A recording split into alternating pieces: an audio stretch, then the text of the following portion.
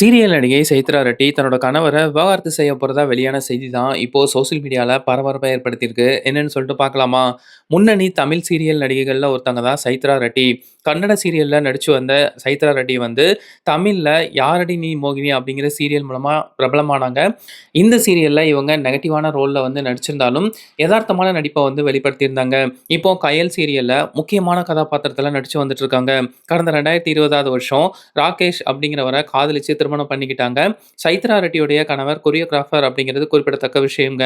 6 வருஷமா சந்தோஷமா போயிட்டு இருந்த இவங்களுடைய குடும்ப வாழ்க்கை இப்போ முடிவுக்கு வரப்போகுது.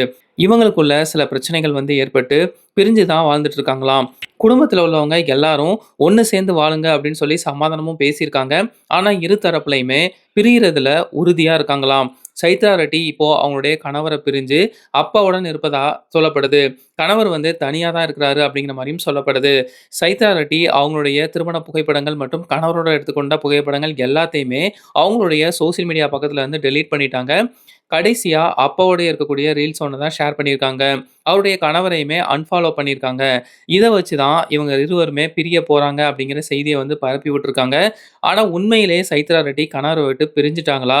இல்ல பிரிய போறாங்களா? அப்படிங்கிறத அவங்களே அதிகாரப்பூர்வமா அறிவிச்சா தாங்க தெரியும்.